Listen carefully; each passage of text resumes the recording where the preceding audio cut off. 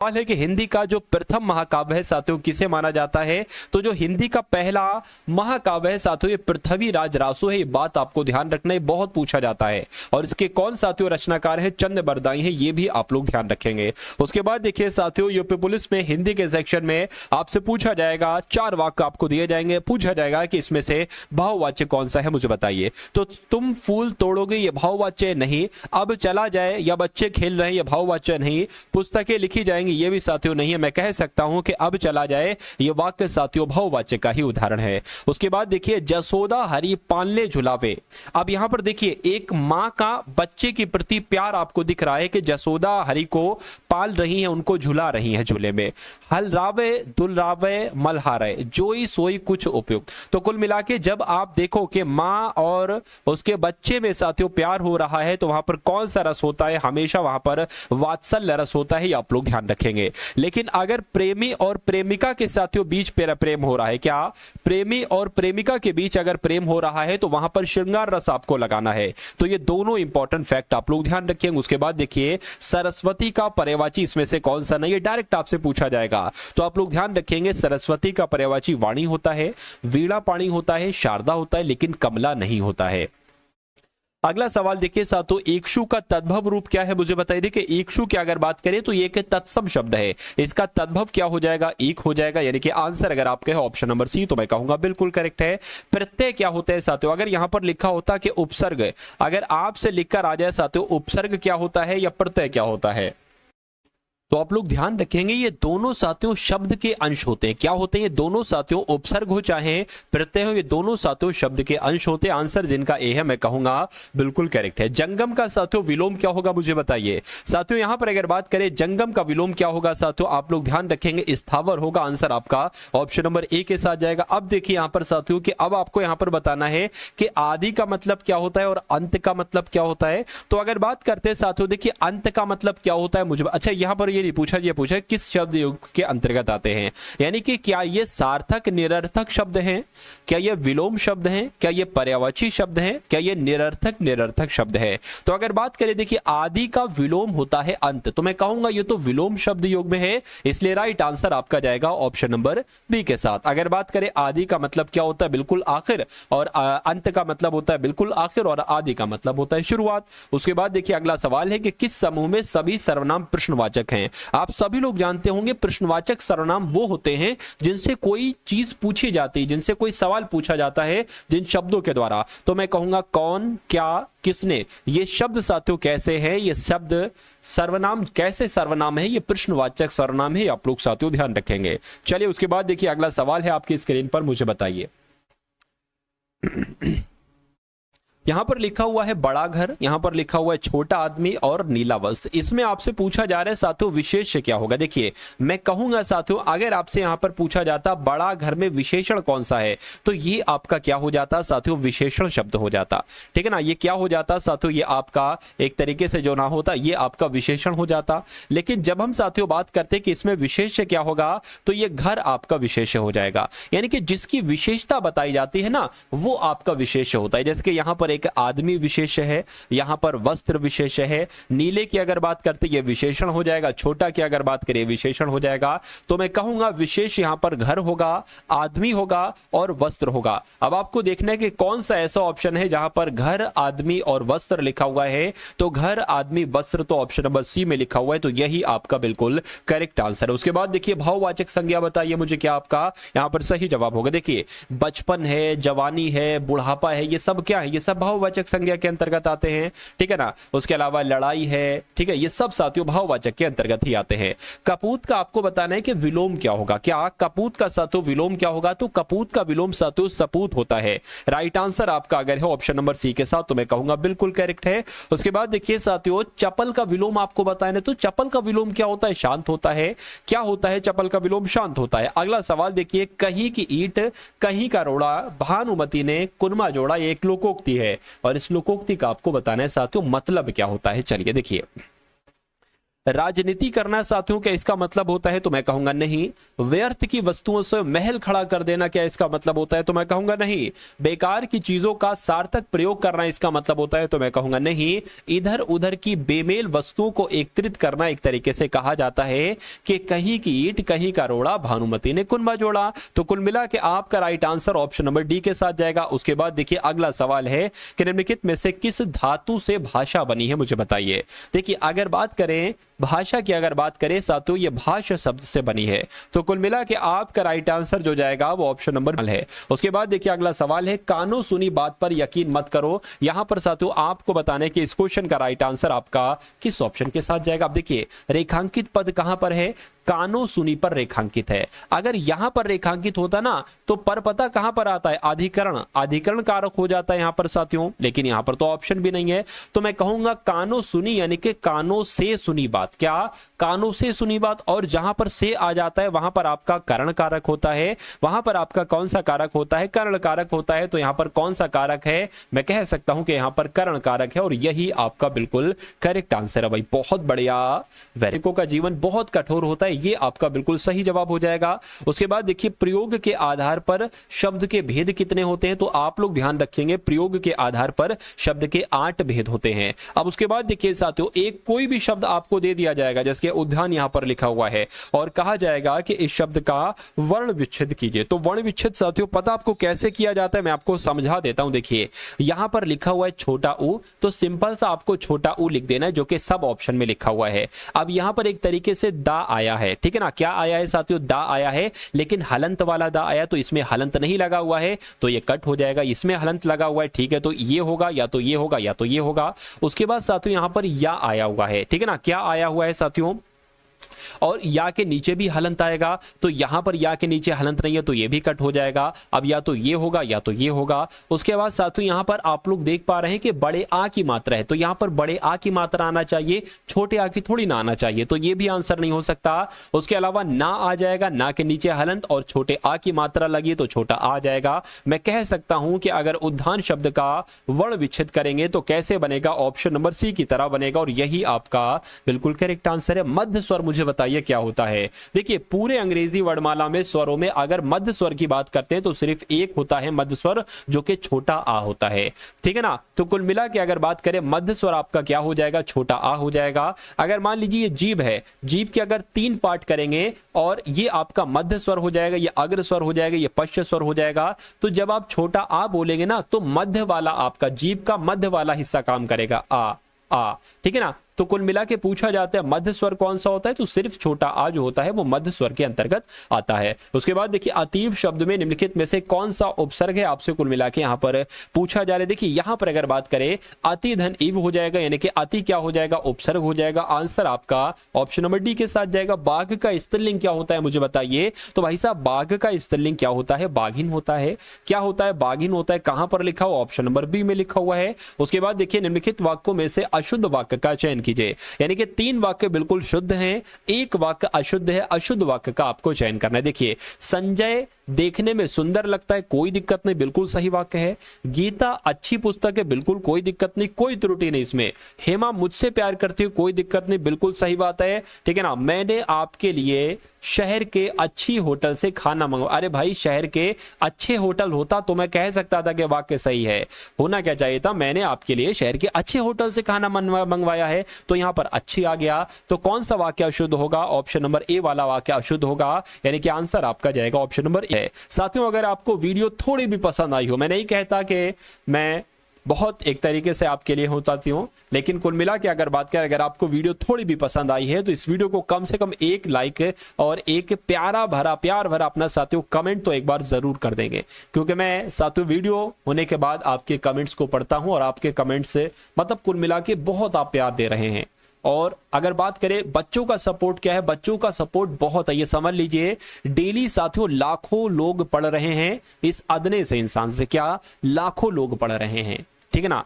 पिछली वीडियो से बहुत सारे लोग साथियों प्यार भी दे रहे हैं, बहुत अच्छा प्यार देते हैं। बाकी लोग मैसेज में भी जो अपना पर्सनल एक तरीके से नंबर है, ठीक है, वो है आपके पास होगा, चलिए किसी को मिल जाता है कहीं ना कहीं से, तो कुल मिला के वहां पर भी बहुत मैसेजेस वगैरह आपके आते रहते, बहुत प्यार है, मतलब इतना प्यार है जिसके मैं कुल मिला के काबिल नहीं था, इतनी मेरी औकात नहीं थी कि उस मुकाम तक आप लोग हमको पहुंचाते। देखिए उन्नति का संधि विच्छेद साथियों क्या होगा। अब इसलिए मैंने ये किया है, मैंने ये प्रण लिया है कि आपने जब इतना प्यार दे ही दिया है तो आपके लिए इतनी मेहनत की जाए कि हर एक घर में जो भी टारगेट सिलेक्शन से साथियों पढ़ रहा है उसके लिए अगर बात करें हर घर में साथियों एक वर्दी हो, जो भी मेहनत के साथ पढ़ेगा, और जो मेहनत के साथ पढ़ेगा साथियों उसके इसमें सिलेक्शन भी बहुत आराम से हो जाएगा। तो उन्नति शब्द की अगर बात करें इसका संधि विच्छेद साथियों अगर आपसे एग्जाम में पूछा जाए तो आप किसका चयन करेंगे। देखिए उत्धन्नति कहां पर लिखा हुआ है, ऑप्शन नंबर डी में लिखा हुआ है, तो यही आपका बिल्कुल करेक्ट आंसर हो जाता है। उसके बाद देखिए साथियों किस वाक्य में कर्ण कारक का प्रयोग हुआ है। देखिए कर्ण कारक जहां पर आएगा उस वाक्य में हमेशा से शब्द जरूर आएगा। कौन से शब्द जरूर आएगा, से शब्द साथियों जरूर आएगा। तो देखिए कहां पर से लिखा हुआ है, बालक पुस्तक पढ़ रहा है इसमें तो नहीं आया, सोहन जयपुर गया इसमें भी नहीं आया, किसान दिन रात मेहनत करता इसमें भी नहीं आया, हम नाक से सांस लेते इसमें साथियों से आ गया। तो पूछा गया था कि कर्ण कारक कहां पर है, जहां पर से होगा वही तो कर्ण कारक होगा। तो आपका राइट आंसर जो जाएगा वो ऑप्शन नंबर डी के साथ जाएगा। अगला सवाल देखिए, उत्तर प्रदेश में राजकीय कार्यों में किस भाषा का प्रयोग किया जाता है। तो किस भाषा का प्रयोग किया जाता है साथियों, हिंदी भाषा का प्रयोग किया जाता है। आंसर आपका बी के साथ जाएगा। निम्नलिखित में से कौन सा शब्द शुद्ध है मुझे बताइए। चलिए तो यहां पर अगर बात करें साथियों कौन सा शब्द शुद्ध है, ये आपको यहां पर कुल मिला के बताना है साथियों, बताइए। तो 4 शब्द यहां पर, कौन सा शब्द शुद्ध है ये आपसे कुल मिला के पूछा जा रहा है। देखिए अगर बात करें अरुण आपका कैसे लिखा जाता है, अरुण आपका साथियों ऐसे लिखा जाता है। अनुष्ठान यहां पर बिल्कुल सही लिखा हुआ है। द्वंद्व की अगर बात करते हैं साथियों, द्वंद्व में ऐसे यहां पर लगना चाहिए, तो मैं कह सकता हूं ये भी सही है। यहां पर ये वाला एक तो शब्द शुद्ध कौन सा है, तो एक तो ये सही लग रहा है, ये सही लग रहा है, ये 2 साथियों यहां पर गलत कैसे हो जाएंगे, एक यहां पर गलत होना चाहिए था। तो कुल मिला के जो जितने शब्द सही लिखे हैं वो मैंने आपको बता दिया, जितने शब्द गलत लिखे हैं वो मैंने आपको बता दिया, और गलत शब्द सही कैसे लिखे जा सकते हैं वो भी मैंने आपको बता दिया। उसके बाद देखिए हो सकता हो कुछ टाइपिंग वगैरह मिस्टेक हो गई हो। उसके बाद देखिए गुण संधि का उदाहरण इसमें से कौन सा होगा मुझे बताइए। देखिए यहां पर मैं आपको एक बात बता रहा हूं, सबसे पहले अगर बात करते हैं यहां पर कौन सी संधि है, यहां पर आपकी अयादी संधि हो जाएगी। एग्जाम की अगर आपको तैयारी करना है तो आपको पढ़ना पड़ेगा। उसके अलावा अन्वेषण शब्द में अगर आपसे पूछा जाता कौन सी संधि है, देखिए किसी वाक्य में अगर आधा अक्षर आ जाए, क्या जैसे कि यहां पर आया हुआ है अन्वेषण में आधा अक्षर आया है और उसके जस्ट बाद में साथियों वाह आपको देखने को मिल जाए, तो वहां पर हमेशा कौन सी संधि होगी साथियों, यड़ संधि होगी। यह बात आप लोग ध्यान रखेंगे। उसके अलावा अगर साथियों मैं बात करूं कि आपको कभी भी ऐसे मात्राएं देखने को मिल जाएं, ठीक है ना, ऐसे मात्राएं देखने को मिल जाए तो वहां पर हमेशा वृद्धि संधि होती। कौन सी संधि होती है, वहां पर हमेशा वृद्धि संधि होती है। लेकिन अगर बात करते हैं आपको अगर किसी शब्द में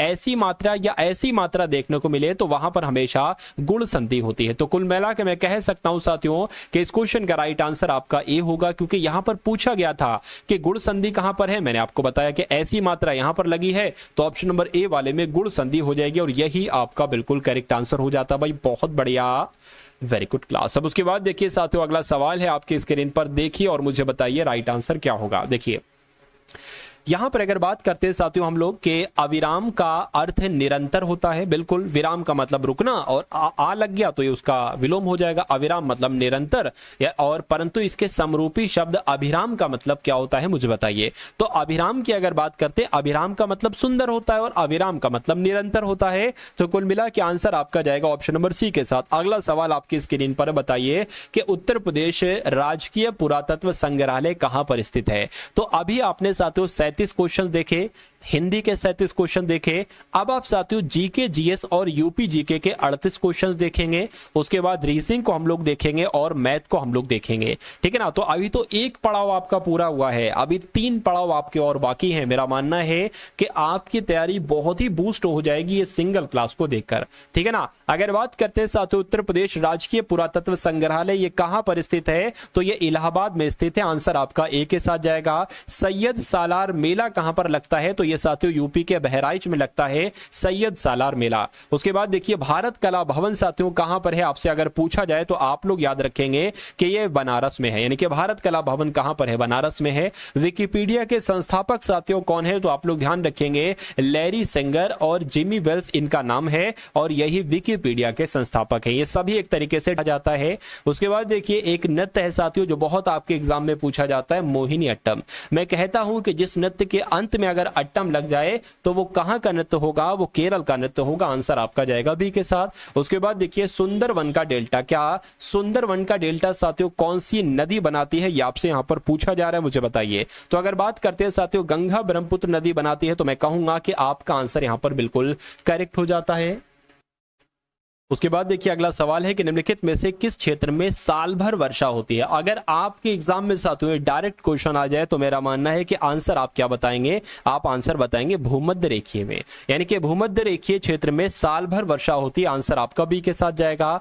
बैंक दर ब्याज की वो दर है। अब आपसे पूछा यह जा रहा है कि बैंक दर आखिर क्या है, आपको कुल मिला के यहां पर बताना है। तो ये एग्जाम में बहुत क्वेश्चन आता है, लेकिन कई सारे लोग साथियों यहां पर गलत कर देते। देखिए वाणिज्यिक बैंक जनता से जमा लेती है जिस दर पर, उसको साथियों बैंक दर कहा जाता है। नहीं, बैंक दर ब्याज की वो दर है जिस दर पर केंद्रीय बैंक वाणिज्यिक बैंकों को ऋण प्रदान करती है। आंसर आपका जाना चाहिए बी के साथ। उसके बाद देखिए अगला सवाल है भारत सरकार के बजट के कुल घाटे में किस घाटे का सबसे अधिक योगदान होता है। तो किस घाटे का सबसे अधिक योगदान होता है, राजकोषीय घाटे का सबसे अधिक योगदान होता है। आंसर आपका बी के साथ जाएगा।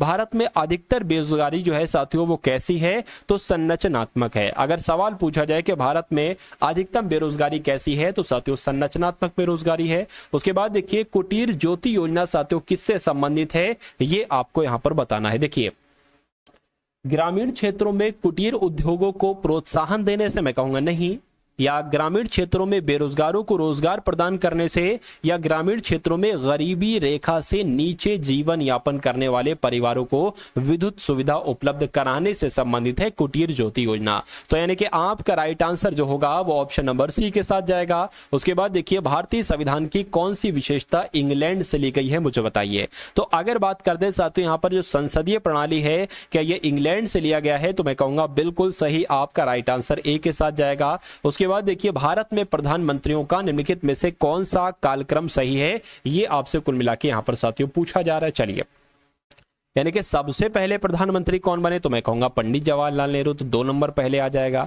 उसके बाद कौन बनी साथियों, उसके बाद इंदिरा गांधी बनी, यानी कि 1 नंबर पहले आ जाएगा। उसके बाद साथियों कौन बने बताइए, उसके बाद मोरारजी देसाई 3 नंबर आ जाएगा। और उसके बाद साथियों चौधरी चरण सिंह। तो कुल मिला के 21-34 कहां पर लिखा है जरा देखिए, 21-34 तो ऑप्शन नंबर सी में लिखा हुआ है, तो ये वाला क्रम आपका बिल्कुल सही हो जाता है। उसके बाद देखिए एकल हस्तांतरणीय मतदान पद्धति में हर मतदाता व्यक्त कर सकता है। तो आपको बताना है साथियों इस क्वेश्चन का राइट आंसर आपका क्या होगा, ठीक है ना। केवल 2 विकल्प, केवल 1 विकल्प, भरे जाने वाले पदों से एक कम विकल्प, या उतने विकल्प जितने चुनाव में प्रत्याशी हैं। तो यहां पर आपका राइट आंसर जाएगा एकल हस्तांतरणीय मतदान पद्धति में हर मतदाता व्यक्त कर सकता है उतने विकल्प जितने चुनाव में प्रत्याशी हैं, यानी कि आंसर आपका जो जाना चाहिए वो ऑप्शन नंबर डी के साथ जाना चाहिए। उसके बाद देखिए अगला सवाल है कि भारतीय संसद के कामकाज में शून्यकाल का मतलब क्या होता है। तो आपने साथियों सुना होगा शून्यकाल। शून्यकाल का मतलब क्या होता है, प्रश्नकाल से पहले का समय, सत्र का पहला घंटा, प्रश्नकाल और अगली कार्यसूची के बीच का समय साथियों, ये आपका सही जवाब हो जाएगा। यानी कि प्रश्नकाल और अगली कार्यसूची के बीच के समय को ही क्या कहा जाता है, शून्यकाल कहा जाता है। उसके बाद देखिए आत्मकथा एक है, इसका नाम है द इंडियन स्ट्रगल। इसके लेखक कौन है बताइए। तो इसके लेखक एक तरीके से साथियों कौन है, सुभाष चंद्र बोस इसके लेखक हैं, या आप लोग ध्यान रखेंगे। आंसर आपका जो जाएगा वो ऑप्शन नंबर बी के साथ जाएगा। उसके बाद देखिए हीमोग्लोबिन का कार्य क्या होता है बताइए। क्या साथियों एमिनो अम्ल उपलब्ध कराता है, ये ऑक्सीजन ले जाता है, बिल्कुल साथियों ऑक्सीजन ले जाना ही इसका काम होता है। राइट आंसर आपका जाएगा बी के साथ। मलेरिया रोग के परजीवी का वाहक मुझे बताइए कि इस क्वेश्चन का साथियों राइट आंसर आपका क्या होगा। तो मलेरिया रोग के परजीवी का वाहक साथियों मादा एनाफिलीज होती है, यानी कि राइट आंसर आपका अगर है ऑप्शन नंबर ए के साथ तो बिल्कुल करेक्ट है। उसके बाद देखिए साथियों, अब यहाँ पर आपके जो क्वेश्चन शुरू हो चुके हैं वो एक तरीके से रीजनिंग के साथियों क्वेश्चन शुरू हो चुके हैं। तो अब साथियों रीजनिंग के बहुत टॉप लेवल के मैंने यहाँ पर क्वेश्चंस लिए हैं। आप इन सभी क्वेश्चंस को देखिएगा और उसमें से देखिएगा कि क्या आपका टारगेट है, कितने क्वेश्चन आप बिल्कुल सही कर पाते हैं। तो पहला सवाल है साथियों, हिरण, खरगोश और बाघ, इनके बीच संबंध आपको दर्शाना है। देखिए हिरण की अगर बात करें तो अलग है, ऐसा थोड़ी ना कुछ हिरण खरगोश है, कुछ खरगोश हिरण, ऐसा नहीं है। बाघ भी बिल्कुल अलग है। तो ऐसा कहां पर साथियों आपको दिख रहा है? यहां पर दिख रहा है? नहीं। यहां पर नहीं साथियों, यहां पर भी नहीं, यहां पर आपको ऐसा दिख रहा है। तो इसका जो सबसे सही आरेख बनेगा एक तरीके से, वो कौन सा बनेगा आकृति? वो ऑप्शन नंबर ए वाली बनेगी। अब उसके बाद देखिए साथियों, देखिए रीजनिंग को बिल्कुल मैंने बेसिक से उठाया और बिल्कुल टॉप तक आपको ले जाऊंगा। पहली बेसिक बात मैं आपको बता दूं कि आपको लेटर्स की प्लेस वैल्यू मालूम होनी चाहिए। जैसे कि ए की पोजीशन 1 पर होती है, बी की साथियों 2 पर होती है, जे की साथियों 10 पर होती है, जेड की साथियों 26 पर होती है। यानी कि ए से लेकर जेड तक की आपको मालूम है। ठीक है, अब अगर बात करते हैं साथियों, देखिए यहां पर अगर बात करें, मैं आपको समझा देता हूं बहुत शानदार तरीके से। जैसे कि एफ जी एच टी को साथियों यहाँ पर ओ पी क्यू आर लिखा गया, उसी प्रकार यहां से साथियों यहाँ के जो लेटर बनेंगे वो क्या बनेगा? सबसे पहले प्लेस वैल्यू लिखिए। यहाँ पर साथियों एफ 6 पर होता है, जी 7 पर होता है, एच 8 पर होता है, टी साथियों 20 पर होता है। उसके बाद ओ साथियों यहाँ पर 15 पर होता है, पी 16 पर होता है, क्यू 17 पर होता है, आर 18 पर होता है। अब देखिए यहाँ पर साथियों 6 से 15 हुआ है, 7 से 16 हुआ है, यानी कि 6 से 15 हुआ है, कितने बढ़ाए गए हैं? 9 प्लस किए गए हैं। उसके बाद 7 से 16 हुआ है, 9 प्लस किए गए हैं। 8 से 17 हुआ है, 9 प्लस किए गए हैं। 20 से 28 हुए हैं साथियों, ठीक है ना, कितने प्लस किए गए हैं? यहां पर अगर बात करें, एक सेकेंड, हाँ इसमें कितने साथियों? 8 प्लस किए गए हैं। तो अब अगर बात करें इसमें, अगर साथियों 9 प्लस से 9 ही प्लस हो रहा है ना, अगर बात करें 8 से, हाँ बिल्कुल 9। अब अगर साथियों ये 2 पर होता है, इसमें 9 प्लस करेंगे तो कितना आ जाएगा साथियों? 11, और 11 पर होता है साथियों के। इसमें 9 प्लस करेंगे कितना आ जाएगा साथियों? एल आ जाएगा। इसमें अगर साथियों 9 प्लस करेंगे कितना हो जाएगा? 9 और 4 13, 13 पर आता है साथियों एम। अब यहाँ पर ये है 5 और इसमें साथियों 9 करेंगे तो कितना हो जाएगा साथियों? एक तरीके से अगर बात करते हैं 14 यहाँ पर हो जाएगा, ठीक है ना। लेकिन यहां पर तो अगर बात कर, देखिए के एल एम कहां पर लिखा था? एक तो के एल एम यहां पर लिखा हुआ है और एक के एल एम यहां पर लिखा हुआ है। अब ध्यान देने योग्य साथियों बात यह है कि ये टी होता है 20 पर और आर होता है 18 पर। यहां तो भैया कितने, अच्छा 20, अच्छा मुझे लगा था 20 से 28 हो गया, नहीं 2 माइनस यहां पर करना है, 2 माइनस यहां पर करना है। तो इसमें भी साथियों क्या 2 माइनस होगा? तो कुछ लफड़ा लग रहा है साथियों यहां पर मुझे, ठीक है। तो यहां पर साथियों कुछ ना कुछ दिक्कत, कुछ मिस्टेक लग रही है कि ये 3 लेटर जैसे बनाए गए हैं साथियों वो तो हमने यहां पर बना, लेकिन यहां पर कुछ लफड़ा है, या तो ये लेटर गलत है या ये गलत है, कुछ ना कुछ है। लेकिन जो लॉजिक यहां पर लग रहा था, मेन बात है कि लॉजिक आप पहचान चुके हैं और यहां पर कोई लॉजिक नहीं लग रहा है, ठीक है। तो इस क्वेश्चन को साथियों हम स्किप कर देते क्योंकि इसमें टाइपिंग मिस्टेक है। उसके बाद देखिए अगला सवाल है कि जैसे साथियों 17 से यहां पर 60 बनाया गया है, उसी प्रकार 20 से यहां पर साथियों कौन सा नंबर बनाया जा सकता है, आपसे पूछा जा रहा है। देखिए 17 एकम 17, ऐसा 17 से गुणा कीजिए जो 60 के आसपास आ जाए। 17 एकम 17, 17 दूना 34, 17 3 51, यानी कि 17 की 3 से अगर गुणा करते हैं तो 51 आ जाता है। अब 51 से कैसे 60 बनाएंगे साथियों? इसमें 9 प्लस कर दो, क्या बन जाएगा साथियों? 60 बन जाएगा। तो क्या इसमें भी साथियों 3 से हम गुणा करें, ठीक है, 3 से चलो गुणा कर देंगे, क्या आ जाएगा साथियों? यहाँ पर 60 आ जाएगा और फिर इसमें 9 जोड़ा है तो फिर इसमें भी क्या 9 जोड़ें तो कितना आ जाएगा? 69 आ जाएगा। लेकिन क्या ऑप्शन में ये है 69? बिल्कुल है साथियों। तो कुल मिला के इसमें जो लॉजिक लगा था वही लॉजिक मैंने इसमें लगा दिया और आंसर भी आपका आ गया 69, यानी कि जिनका आंसर भी है तो बिल्कुल करेक्ट है। अब यहां पर आपको बताना है कि सबसे विषम कौन सा है ऑप्शन।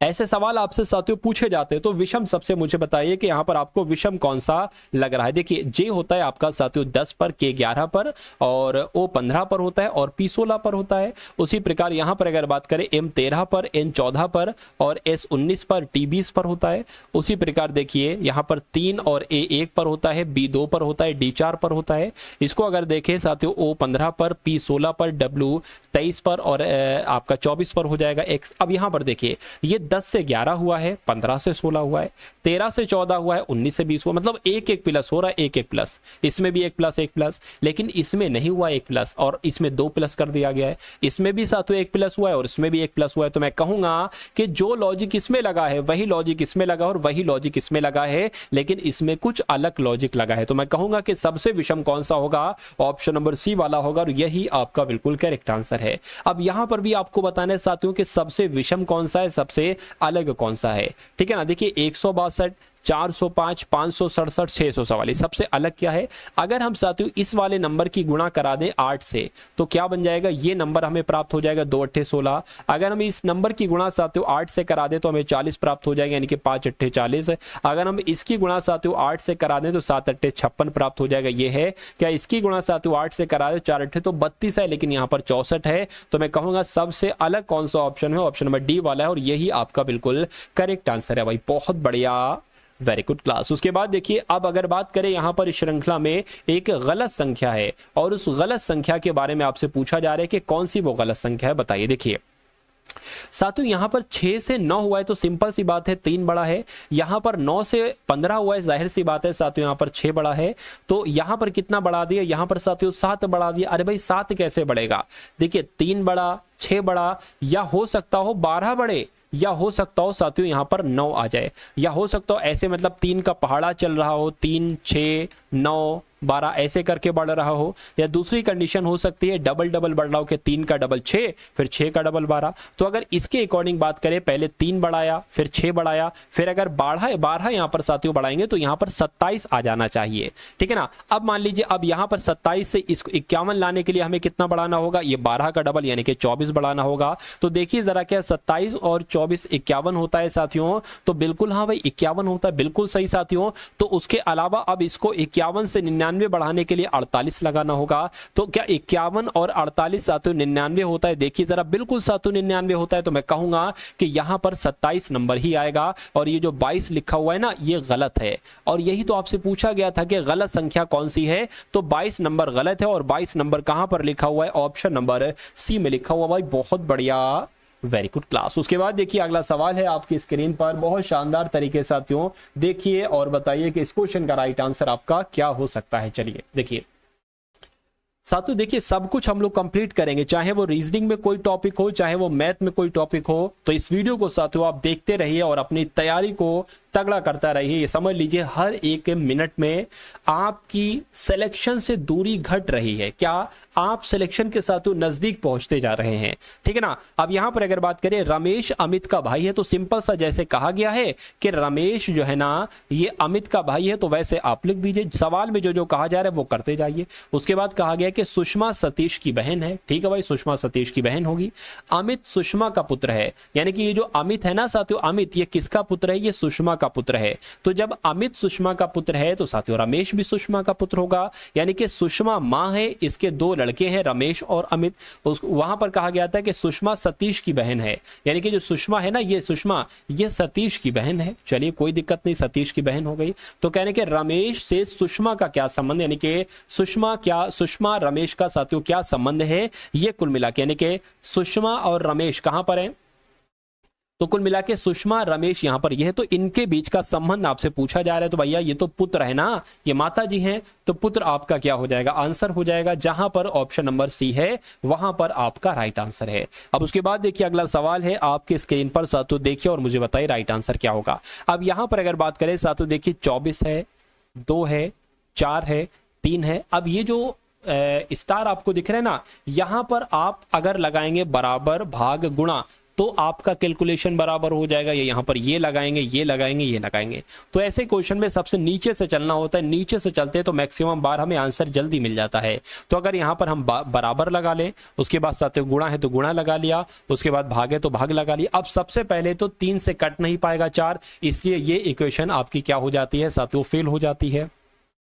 अगर हम इस इक्वेशन की बात करें तो भाग लगा है भाग लगा लीजिए, बराबर लगा है बराबर लगा लीजिए, गुणा लगा है गुणा लगा लीजिए। तो 4 तियां कितना होता है, 12 होता है, बराबर 2 की अगर 24 से भाग दोगे 12 आएगा, यानी कि ये बिल्कुल बराबर बराबर हमारा हो जाएगा। तो मैं कहूंगा यही आपका बिल्कुल सही जवाब होगा, आंसर आपका जाएगा ऑप्शन नंबर सी के साथ। भाई बहुत बढ़िया, वेरी गुड क्लास। अब यहां पर अगर बात करें कि ABC है, ABC से HIJ बना दिया गया है, तो उसी प्रकार आपको बताने कि OPQ को यहां पर क्या बनाया जा सकता है, देखिए और मुझे बताइए राइट आंसर आपका क्या होगा। देखिए ये 1 पर आता है, ये 2 पर आता है, ये 3 पर आता है, उसके बाद ये 8 पर आता है, I 9 पर आता है, J 10 पर आता है, ये 15 पर आता है, ये 16 पर आता है, ये 17 पर आता है। अब यहां पर एक बात आप ध्यान दे रहे होंगे कि लगातार नंबर क्यों लिखे हुए हैं, जिसके 1 2 3 8, 9, 10, 15, 16, 17, यानी कि मैं कहूंगा यहां पर भी लगातार नंबर वाला ही ऑप्शन आपका राइट आंसर होगा। ठीक है ना। अब ये 23 पर आता है, ठीक है ना, इसकी अगर बात करें ये 23 पर आ जाएगा और ये 22 पर आ जाएगा। ठीक है, तो ये तो क्रम के अनुसार नहीं, इसलिए ऑप्शन नहीं हो सकता। अगर बात करते हैं साथियों, ये V 22 पर होता है और W साथियों 23 पर होता है और X आपका 24 पर होता है। यहां पर बात करें, यहां पर भी गलत क्रम है और यहां पर भी गलत क्रम है। तो क्रम कहां पर का सही है? ऑप्शन नंबर बी वाला क्रम सही है और यही आपका राइट आंसर हो जाएगा। अगर इसको दूसरे मेथड से करने की कोशिश करें तो देखिए इसमें कितना गैप है। तो साथियों C से H किया गया है, यानी कि 5 बढ़ाया गया है, 5 बढ़ाया गया है। ठीक है ना, तो यहां पर भी 5 बढ़ाया जाएगा। तो जब यहां 17 में 5 बढ़ाओगे तो कितना आ जाएगा? 22, 23, 24। और 22 पर आता है V, 23 पर आता है W और 24 पर आता है X, यानी कि VWX ही आपका बिल्कुल सही जवाब हो जाता है। उसके बाद देखिए अगला सवाल है कि पाप का अपराध से जैसा संबंध है वैसा ही संबंध किस ऑप्शन में है? ये आपको यहां पर कुल मिला के बताना है। चलिए देखिए, अगर बात करें मनुष्य पशु नहीं साथियों, घर न्यायालय नहीं साथियों, पाप का संबंध जैसे अपराध से है वैसे ही संबंध यहाँ पर नैतिकता का वैधता से है। उसके अलावा साथियों अभिनिर्णायक का पुरोहित से भी नहीं है। तो इस क्वेश्चन की अगर बात करें, अगर डायरेक्ट आपसे क्वेश्चन आपके एग्जाम में पूछा जाता है तो आंसर आपको जो मैंने बताया है वही आपको आंसर लगाना है। उसके बाद देखिए बालक का संबंध जैसे पिता से है उसी प्रकार पुस्तक का संबंध किससे होगा? लेखक से, प्रकाशक से, संपादक से या साथियों पुस्तकालय से? मुझे बताइए। तो मैं कहूंगा बालक का संबंध जैसे पिता से है वैसे ही पुस्तक का संबंध लेखक से होगा। आंसर यहां पर जिनका भी ऑप्शन नंबर ए के साथ मैं कहूंगा कि बिल्कुल करेक्ट आपका आंसर है भाई। बहुत बढ़िया, वेरी गुड क्लास। अब इसको देखिए साथियों, और इसमें भी आपसे यही पूछा जा रहा है क्या कि सबसे अलग सबसे विषम कौन सा है? क्या सबसे विषम साथियों यहां पर भी आपको बताने। देखिए अब अगर बात करें R होता है 18 पर, ठीक है, R 18 पर होता है, P 16 पर होता है, S 19 पर होता है, Z 26 पर होता है। उसी प्रकार यहां पर साथियों A 1 पर होता है, 9 पर होता है, I U 21 पर होता है, E 5 पर होता है। इसकी अगर बात करें ये 17 पर, 18 पर, 20 पर और M 13 पर होता है। यहाँ पर देखिए 14, 17 और 13 और 18 आ जाएगा। अब यहाँ पर देखिए 3 एक समान होंगे और एक अलग होगा। ये साथियों इसमें 2 घटाया गया है, इसमें कितना बढ़ाया गया? बहुत अधिक है। चलो कितना बढ़ाया गया? 7 बढ़ा दिया गया, इसमें 2 बढ़ाया गया है। ठीक है, इसमें कितना? 8 बढ़ाया गया है और इसमें एक तरीके से क्या यहाँ ये तो सभी अलग लग रहे हैं, ये तो सब ऑप्शन अलग लग रहे हैं। तो क्या कुछ और यहाँ पर तरीका? अच्छा एक चीज देखिए, यहाँ पर अगर बात करें इसमें और इसमें ये एक ऐसा ऑप्शन है जिसमें सभी वॉवेल हैं। क्या सभी साथियों वॉवेल्स हैं? यहां पर कॉन्सोनेंट हैं, सभी कॉन्सोनेंट यहां पर हैं, सभी कॉन्सोनेंट यहां पर हैं, लेकिन यहां पर सभी साथियों वॉवेल है। तो सबसे अलग कौन सा होगा? ऑप्शन नंबर बी वाला होगा और यही आपका बिल्कुल करेक्ट आंसर है। उसके बाद देखिए अगला सवाल है साथियों, आपके स्क्रीन पर मुझे बताइए कि आपका यहां पर साथियों सही जवाब क्या हो सकता है। चलिए इसमें क्या बताना है साथियों? इसमें भी आपको बताने के सबसे यहाँ पर आपको अलग सबसे विषम साथियों कौन सा लग रहा है आप लोग साथियों बताने की कोशिश कीजिए। बताइए साथियों, अब यहाँ पर आपका राइट आंसर किस ऑप्शन के साथ जाएगा? बताइए। देखिए अब यहाँ पर अगर बात करें साथियों, ये शुरू के 3 नंबर अगर हम जोड़ते हैं तो हमें ये नंबर मिलता है 3 + 2 + 1 6 होता है। 2 + 3 + 3 कितना होता है? 8 होता है।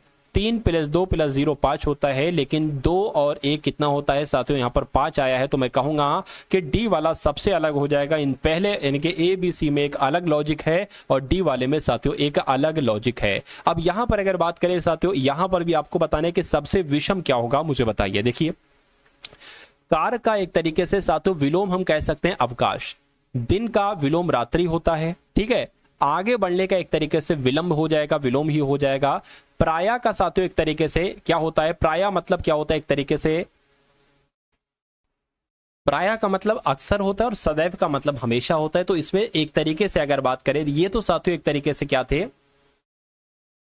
ठीक है ना, यहां पर अगर बात करें साथियों, ये एक तरीके से विलोम, ये भी विलोम, ये भी उल्टे, तो ये भी तो एक तरीके से विलोम हो जाएंगे। प्रायः का मतलब होता है साथियों अक्सर और इसका सदैव का मतलब होता है हमेशा। तो मैं कहूंगा कि यहां पर तो मुझे कोई भी ऑप्शन साथियों एक अलग नहीं दिख रहा है, चारों ही एक समान है। तो चारों ही एक समान है साथियों, तो मैं इसका राइट आंसर कुछ भी नहीं बता सकता।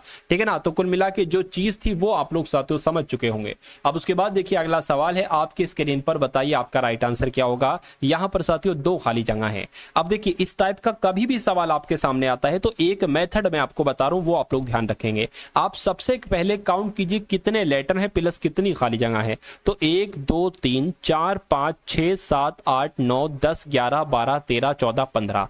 अब 15 लेटर हैं। अब या तो हो सकता हो 3 का पेयर बन रहा हो या साथियों 5 का पेयर बन रहा हो, यानी कि 1 2 3। अगर मान लीजिए इसका ये पेयर अलग बन गया, 1 2 3 ये अलग बन गया, 1 2 3 ये अलग बन गया। अब देखिए शुरू में यहां पर अगर बात करें क्या आ रहा है ए, तो मान लेते हैं अगर यहां पर ए आ जाएगा लेकिन बी यहां पर आ रहा है लेकिन यहां पर बी नहीं है, तो ये लॉजिक हमारा क्या हो जाएगा साथियों, फ्लॉप हो जाएगा, यानी कि ये नहीं लगे। अब 5 वाला बनाइए तो 1 2 3 4 5 ये हो गया, 1 2 3 4 5 ये हो गया और 1 2 3 4 5। शुरू में क्या आ रहा है, ए आ रहा है, यहां पर तो ए आ रहा है लेकिन यहां पर ए नहीं आ रहा है, तो ये भी लॉजिक हमारा फेल हो जाएगा। तो अब साथियों क्या है, अब एक अंतिम लॉजिक है वो आपको लगाना है। अब ऑप्शन में जो जो लेटर है वो साथियों रख कर देखिए, पहले डी से शुरुआत कीजिए, आंसर आपको जल्दी मिल सकता है, ठीक है ना।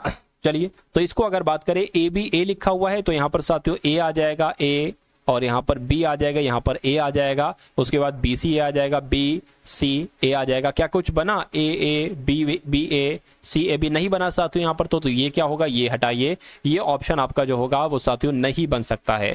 अब उसके बाद अगर बात करें साथियों इस वाले ऑप्शन को देखें, ए बी, तो ए लिखा बी, ये कठिन क्वेश्चन है, ऐसे क्वेश्चन लोग साथियों स्किप कर डालते हैं, सी बी डी। अब यहां पर अगर बात करें ए बी सी, अच्छा यहां पर अगर बात करें, देखिए अब यहां पर अगर बात करें कैसे बनना है मैं आपको समझा देता हूं। ये सिंगल आया ए, उसके बाद आ गया ए बी, उसके बाद आ गया ए बी सी, उसके बाद आ गया ए बी सी डी, और उसके बाद आ गया A B C D E. तो मैं उम्मीद करूंगा साथियों ये लॉजिक आप समझ चुके होंगे, जो लॉजिक मैंने आपको यहां पर बताया है। मैं कहूंगा कि अगर आपके एग्जाम में ये सवाल आ जाता है तो हजारों हजार के हिसाब से क्या लाखों बच्चे इसको गलत करेंगे, लेकिन जो यहां से पढ़ रहे हैं वो साथियों इस सवाल को सही कर देंगे और वो लाखों लाख बच्चों को साथियों पछाड़ देंगे और आप आगे निकल जाएंगे। उसके बाद देखिए अगला सवाल है कि अंग्रेजी शब्दकोश के अनुसार कौन सा शब्द चौथे नंबर पर आएगा। क्या चौथे नंबर पर साथियों कौन सा शब्द आएगा, आपसे पूछा जा रहा है। चलिए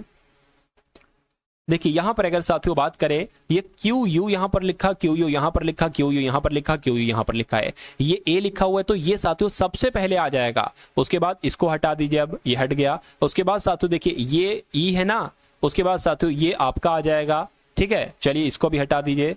अब ये क्यू यू आई हो गया। अब बताइए पहले कौन सा आएगा, सी वाला पहले आएगा, टी वाला थोड़ी ना पहले आएगा, तो ये ए आ जाएगा और उसके बाद डी आ जाएगा, यानी कि चौथे नंबर पर कौन सा आ जाएगा, डी वाला, तो डी चौथे नंबर पर आ जाएगा और यही आपका साथियों बिल्कुल सही जवाब हो जाता। भाई बहुत बढ़िया, वेरी गुड क्लास।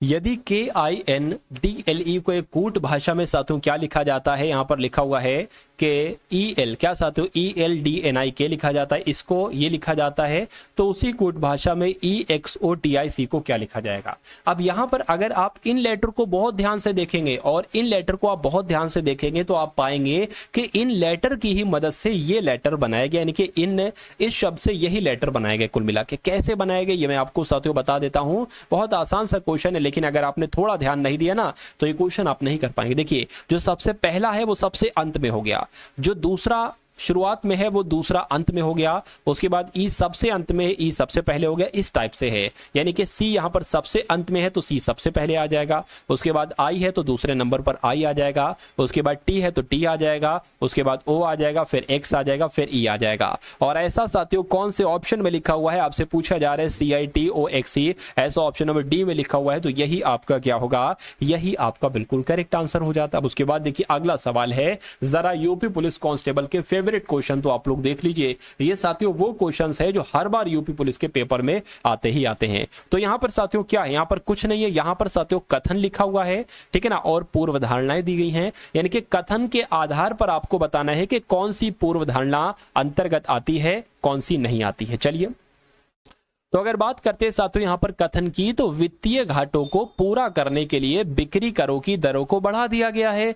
कथन कहता है कि जो वित्तीय घाटे इनको पूरा करने के लिए इस घाटे को बिक्री करों की दरों को बढ़ा दिया गया है, ठीक है ना। पूर्व धारणा लिखी हुई कि वित्तीय घाटों को पूरा करने का सर्वोत्तम तरीका बिक्री कर की दरों को बढ़ाना है। मतलब भाई वित्तीय घाटों को पूरा करने का सर्वोत्तम का मतलब यह है कि सबसे बढ़िया तरीका है कि बिक्री कर की, देखिए सर्वोत्तम शब्द एक तरीके से गलत होता है। सर्वोत्तम का मतलब ये होता है कि इससे बढ़िया और कोई तरीका है नहीं, और कभी भी ऐसी कंडीशन आती है, या अगर यहां पर ये आ जाता केवल, तब भी ये गलत हो जाता। वित्तीय घाटों को पूरा करने के लिए केवल बिक्री कर की दरों को बढ़ाना है, तब भी गलत हो जाता। सर्वोत्तम आ गया तब भी गलत हो जाएगा। उसके बाद इसको देखिए, वित्तीय घाटों को पूरा करने का मर्यादित तरीका बिक्री कर की दरों को बढ़ाना, ये सही है साथियों, मर्यादित शब्द सही है। ठीक है, तो कुल मिला के दूसरा वाला आपका सही हो जाएगा और पहला वाला गलत हो जाएगा। और ऐसा कहां पर लिखा हुआ है, केवल दूसरा अंतर्निहित है, तो ऐसा ऑप्शन नंबर बी में लिखा हुआ है, तो यही आपका बिल्कुल करेक्ट आंसर है। उसके बाद देखिए साथियों, अगला सवाल है आपकी स्क्रीन पर, देखिए और मुझे बताइए कि आपका राइट आंसर साथियों यहां पर किस ऑप्शन के साथ जाएगा। चलिए देखिए, बहुत ध्यान से देखिएगा, ये कथन आपके हैं और ये निष्कर्ष हैं, 3 निष्कर्ष हैं।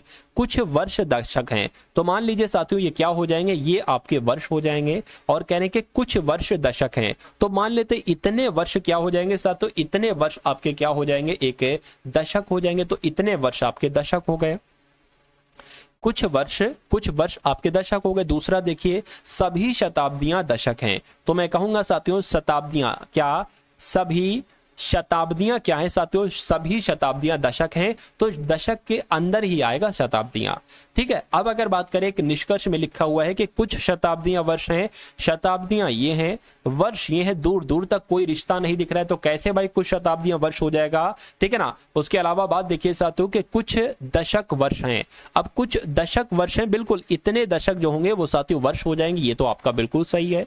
तीसरा वाला देखिए, कोई शताब्दी वर्ष नहीं है। अरे भाई यहां पर लिखा हुआ था कि कुछ शताब्दियां वर्ष हैं, और यहां पर लिखा हुआ है कि कोई शताब्दी वर्ष नहीं है, ये कैसे हो सकता है। कोई एक बात ही सही हो सकती है ना। अरे भाई अगर मैं कहूं कि मोहन पागल है, क्या मोहन पागल है, ठीक है ना, या मैं कहूं मोहन पागल नहीं है, एक बात ही तो इसमें से साथियों सही होगी। ठीक है, एक बात ही तो इसमें से सही होगी साथियों। तो कुल मिला के कुछ शताब्दियां वर्ष होंगी या कुछ शताब्दियां वर्ष नहीं होगी। मैं कह सकता हूं कि इसमें से, अब अच्छा ऑप्शन की अगर बात करें तो ऑप्शन कौन सा होगा, ये नहीं साथियों, ऑप्शन होगा निष्कर्ष 1 या 3, यानी कि 1 भी सही हो सकता है या 3 भी सही हो सकता है, लेकिन दूसरा तो सही है ही, यानी कि दूसरा सही है ही, लेकिन 1 और 3 में से अगर बात करें तो मैं ये कह सकता हूं, अथवा का इस्तेमाल कर सकता हूं, निष्कर्ष 1 अथवा तीसरा, यानी कि दोनों में से कोई एक सही हो सकता है और दूसरा तो सही है ही। तो कुल मिला के साथ इस क्वेश्चन को आपको देखना है, बहुत सारे बच्चे इस क्वेश्चन को गलत करेंगे, मेरा मानना है एग्जाम में आपके आएगा और गलत करके चले आ जाओगे, फिर कोई फायदा नहीं होगा। इसलिए मैं कह रहा हूं साथियों, मेहनत से पढ़ लीजिए, दमदार तरीके से आप पढ़ लीजिए, आपका सिलेक्शन मेरा मानना है कि बहुत आराम से हो जाना चाहिए। ठीक है ना साथियों, जिस पीडीएफ का मैंने जिक्र बताया था उस पीडीएफ को भी आप लोग ले लेंगे। उसके अलावा साथियों अगर बात करें, ये समझ लीजिए पिछले 10 दिन की अगर आपने क्लासेस देख ली, जो भी टारगेट सिलेक्शन पर डाली गई है पिछले 10 दिन की क्लासेस, उसके अलावा जो बच्चे चुनिंदा दिन है उन दिनों की साथियों अगर आप क्लासेस देख लेते हैं, तो इन दिनों में साथियों मैंने पूरे एक तरीके से यूपी पुलिस को पूरी तरीके से खत्म कर दिया है। ठीक है ना, यानी कि फिर क्वेश्चन आपका साथियों बाहर नहीं जाएगा, चाहे वो आपका रीजनिंग हो, चाहे वो आपका मैथ हो, चाहे वो आपका हिंदी हो। हाँ, जी के जीएस में से जा सकते हैं, कोई दिक्कत नहीं, लेकिन अगर इन 3 सब्जेक्ट पर आपकी पकड़ है तो ये समझ लीजिए यूपी पुलिस में जिनका भी सिलेक्शन होता है इन 3 सब्जेक्ट पर उसकी पकड़ होती ही होती है। ठीक है, क्योंकि हिंदी के सारे क्वेश्चन आप कर सकते हो, रीजनिंग के सारे क्वेश्चन कर सकते हो, मैथ के सारे क्वेश्चन कर सकते हो। तो ये 3 ऐसे साथियों की पॉइंट है जिनके सारे क्वेश्चन आप कर सकते हो, लेकिन जी के जीएस के सारे क्वेश्चन नहीं कर पाते हो, कोई दिक्कत नहीं। अब साथियों इस सवाल को खैर देखते हैं और देखते हैं इस क्वेश्चन का राइट आंसर आपका यहाँ पर कैसे क्या होगा, क्या यहाँ पर साथियों आंसर आपका हो सकता है। यहाँ पर एक साथियों कमी थी, वो भी मैंने आपको बता दी कि यहाँ पर अंडर रूट है, क्या है, अंडर रूट है। अब देखिए यहां पर बताया गया है कि अंडर रूट 15 की जो वैल्यू है वो 3.88 है, यानी कि अगर अंडर रूट 15 आपको कहीं भी दिखता है, क्या अंडर रूट 15 आपको अगर कहीं दिखता है तो 3.88 लिख देना। अब यहां पर बताया गया है कि रूट 15/3 का मान क्या होगा, तो भाई साहब देख लेते हैं रूट 15/3 का मान क्या होगा। देखिए अब अगर बात करें नीचे 3 है तो हम इसको ऐसे कर सकते हैं 3 गुणा 3। अरे भाई 3 से 3 कट जाएंगे, बचपन में आपने पढ़ा होगा 3 से 3 कट जाएगा, कुछ नहीं बचेगा, बिल्कुल लिख सकते हैं। अब देखिए अंडर रूट में 5/3 गुणा 3/3 है, तो जब इसकी गुणा होगी, आपने देखा होगा साथियों अगर अंडर रूट में 3 गुणा 3 है तो ये 3 एक बाहर निकल आ जाता है, स्वतंत्र हो जाता है। तो अगर बात करते इसकी तो इससे गुणा हो जाएगी, 3 पंजे 15, ठीक है ना, तो ये तो अंडर रूट में रहेगा, लेकिन ये 3 गुणा 3 यानी कि 1 3 यहां पर बाहर आ जाएगा। इतनी बात आपको समझ में आई। अब देखिए रूट 15 की वैल्यू दी गई है कि 3.88, तो मैं कह सकता हूं कि 3.88 बटे यहां पर 3 आ जाएगा। अब इसको कैलकुलेट कीजिए, 3 एकम 3, 3 एकम 3, पॉइंट लगा दीजिए, 3 दूना 6, 3 दूना 6, अब ये 2 जाएगा 28 हो जाएगा, 3 निम 27, 3 निम 27, ठीक है ना, एक बचेगा, पॉइंट लगा, 0 बढ़ा दे, 3 3 9 यानी कि 1.293 कहां पर लिखा हुआ है, तो ऐसा तो ऑप्शन नंबर सी में लिखा हुआ है। तो यही आपका साथियों क्या होगा, यही आपका बिल्कुल करेक्ट आंसर हो जाता भाई। बहुत बढ़िया, वेरी गुड क्लास। अब उसके बाद देखिए अगला सवाल है आपकी स्क्रीन पर साथियों, देखिए और मुझे बताइए कि आपका राइट आंसर यहां पर क्या होगा। देखिए यहां पर लिखा हुआ है, बहुत टॉप लेवल के साथियों मैथ के क्वेश्चन है। चलिए कि यदि 16 व्यक्तियों की कुल मासिक आय 80,800 है, ठीक है, बहुत ध्यान से देखिएगा, और उनमें से एक की आय औसत आय की 120% हो, क्या 120% हो, ठीक है, तो कहने के बताए कि उनकी मासिक आय कितनी हुई। अब सबसे पहला यहां पर जो पॉइंट कहा गया है कि 16 व्यक्तियों की जो मासिक आय है वो 80,800 है। तो अगर हम साथियों यहां पर ये करें कि एक व्यक्ति की औसत आय कितनी है, तो एक व्यक्ति की औसत आय निकालने के लिए 80,800 की भागा में 1600 से करना होगी, 16 एकम 16, 16 पंजे 80 हो जाएगा। फिर इन दोनों डबल नंबर को साथियों कट करेंगे तो 16 पंजे 80 हो जाएगा, लेकिन दो नंबर को अगर साथियों कट करेंगे तो उससे पहले हमें एक 0 लगाना होगा, ये शर्त होती है, 0 लगाए 0 आ जाएगा यहां पर। तो कुल मिला के मैं कह सकता हूं कि एक व्यक्ति की औसत आय जो निकलती है वो कितनी निकलती है, औसत आय जो निकलती है वो कितनी निकलती है, 5,050 निकलती है। तो यहां पर कहा जा रहा है कि उनमें से एक की आय औसत आय की 120% हो, ठीक है, तो बताइए कि उसकी आय कितनी होगी। तो मैं कहूंगा कि 5,050 की हम कितना निकाल देंगे, 120% निकाल देंगे। तो इसकी 120% निकालते इन दोनों जीरो से ये 2 जीरो कैंसिल हो जाएंगे, यानी कि अब आपको 505 की गुणा साथियों 12 से कराना है, 12 पंजे 60 हो जाएगा, ठीक है ना, ऊपर करा लो, ऐसा करो, इसकी गुणा साथियों कहां पर करा लो, यहां पर करा लो, एक सेकेंड देखिए, ठीक है ना, 505 की गुणा साथियों किससे करा लो, 12 से करा लो, तो 5 दूना 10 हो जाएगा, 2 पंजे 10 हो जाएगा, उसके बाद 505 यहां पर आ जाएगा और 0606 आ जाएगा, यानी कि 6060 आपका राइट आंसर हो जाएगा, जो ऑप्शन नंबर बी में लिखा हुआ है। तो ये क्वेश्चन बहुत इंपॉर्टेंट है, इसको अगर नहीं समझ में आया तो एक बार शुरू से देखिएगा। सिंपल सी बात है भाई, 16 व्यक्तियों की कुल औसत कुल मासिक आय जो है वो 80,800 है, तो इनकी भाग दी तो हमें एक व्यक्ति की आय पता चल गई 5,050 है, तो कहने के एक की आय उसमें से 120% हो जाती है, तो कितनी आय हो जाती है, तो भैया 5,050 की हमने 120% निकाल लिया, जो आया वो आपका आंसर आ गया। उसके बाद देखिए अगला सवाल है साथियों कि यदि एक संख्या दूसरी संख्या का 2/3 है, यानी कि साथियों कहा गया है कि अगर एक संख्या यानी कि पहली संख्या, ठीक है ना, पहली संख्या जो है वो दूसरी संख्या का, यही तो कहा गया है, दूसरी संख्या का आ गया तो यहां पर गुणा आ जाएगा, 2/3 है, और उनका योग कितना है साथियों 60 हो, तो बताइए पहली संख्या क्या होगी। देखिए अब इसको हम पता कैसे लिख सकते हैं, पहली संख्या बटे, अब ये दूसरी नीचे आ जाएगा,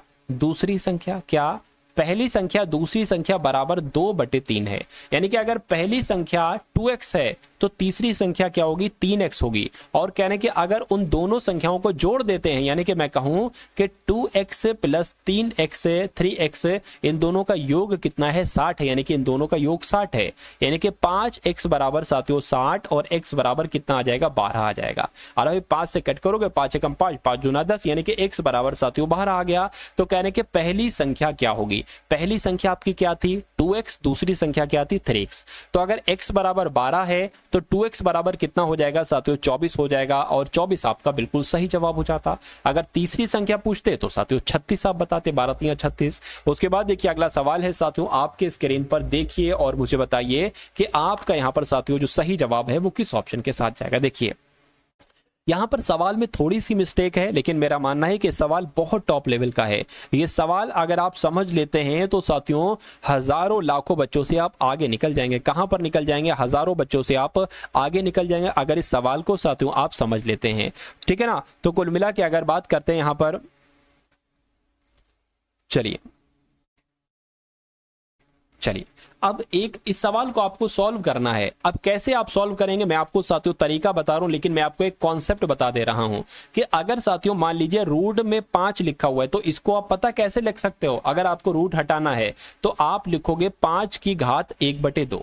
मान लीजिए अगर रूट में लिखा हुआ है 3 तो इसको आप कैसे लिख सकते हो, 3 की घात 1/2। तो कुल मिला के यहाँ पर जितने भी रूट लगे हुए हैं उनकी रूट को हटाना है और घात में 1/2 जोड़ देना है। अब देखिए यहाँ पर अगर बात करें, अगर इसमें से रूट 3 लिखा हुआ है तो 3 की घात क्या हो जाएगी, 1/2 हो जाएगी। लेकिन घात के रूप में 5 भी लिखा हुआ है तो साथियों 5 यहाँ पर आ जाएगा घात के रूप में। उसके बाद अगर बात करें इसको हम देखिए 3 मान लेते हैं, क्योंकि जब ये 3 है तो इसको भी 3 मान लीजिए। तो यहाँ पर हम लिख सकते हैं 3 का स्क्वायर 9 और साथियों उसका स्क्वायर, ठीक है ना। अब तो समझ में आ गया आपकी। उसके बाद बराबर 3 की घात x लिखी हो तो 3 की घात x हो जाएगी, 3 की पावर 1 लिखी है तो ये हो जाएगी गुणा। अब 3 की घात यहाँ पर क्या हो जाएगी, रूट 3 लिखी ना तो 1/2 हो जाएगी। इतनी बात आपको उम्मीद करता हूं मैं समझ में आ चुकी होगी। अब देखिए कभी भी साथियों अगर आप देखिए नीचे नीचे सेम नंबर लिखे हुए हैं और ऊपर घाते हैं तो इन दोनों सभी नंबर को 3 नंबर को कट कर डालिए। अब आपके पास क्या बचा, 5/2। तो आपके पास 5/2 बचा, ठीक है ना। क्या बचा साथियों, 5/2 और प्लस आपके पास बचा 2 दूना 4 यानी कि 4/1 बराबर इधर क्या बचा, x/1। एक लिखो ना लिखो बात एक ही है, ठीक है ना। प्लस 1/1 लिख लो, एक के नीचे क्या दिक्कत है। और यहाँ पर 1/2 आपके पास बचा। तो अब आपको बस इसको कैलकुलेट करना है और यहाँ पर जो x है ना इसका मान आपका निकल आएगा और वही आपका राइट आंसर हो जाएगा। इसको अगर बात करें तो 5 कम 5 2 चौक 8, ठीक है। तो 8 और कितना हो जाएगा साथियों, 5 एक तरीके से 13 हो जाएगा। तो यहाँ पर आपका 13/2 आ जाएगा। और यहाँ पर अगर बात करें देखिए ये आपका x है और यहाँ पर 2 एकम 2 और ये 3/2 हो जाएगा, ठीक है। 3 कितना हो गया साथियों, 3 आपका 2 हो गया। अब यहाँ पर अगर साथियों बात करते हैं, क्या अगर बात करें देखिए थोड़ा सा चेंजेस करें। अब इसको यहाँ पर ये अगला स्टेप साथियों यहाँ से शुरू होगा। अब अगर बात करें साथियों यहाँ पर अगर बात करें देखिए ये 13/2 जो साथियों यहां पर लिखा हुआ है, एक तरीके से अगर बात करें 13/2 जो लिखा हुआ है इसमें से घटेगा साथियों 3/2 माइनस 3/2 और बराबर क्या आ जाएगा, x आ जाएगा। तो अब नीचे देखिए साथियों, अब यहां पर अगर बात करते हैं कि 2 सेम है तो साथियों क्या आप उतार लेंगे, एक बार 2 उतार लेंगे।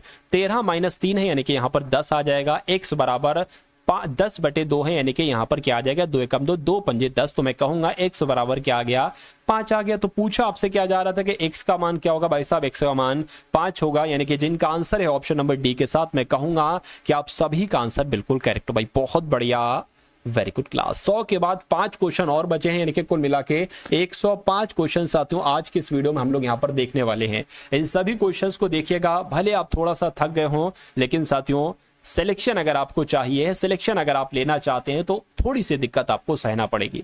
इस क्वेश्चन की अगर बात करें कि 8 आदमी, ठीक है ना, क्या लिखा हुआ है, 8 आदमी दिन में 9 घंटे काम करते हैं और किसी काम को 20 दिन में पूरा कर लेते हैं, ठीक है ना, 20 दिन में पूरा कर लेते हैं।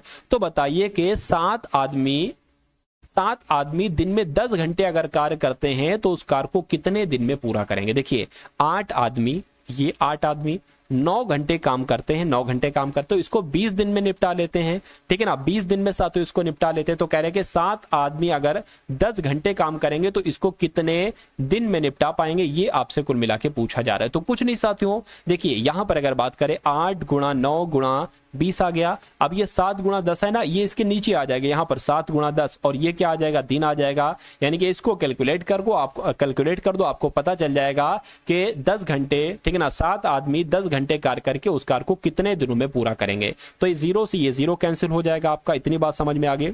8 निम आपका कितना हो जाएगा साथियों, 8 निम आपका 72 हो जाएगा, नीचे आपका साथियों 7 आ जाएगा। इतनी बात आपको क्लियर हो गई। चलिए अच्छा, ये 2 भी तो है भाई, ये 2 भी तो है।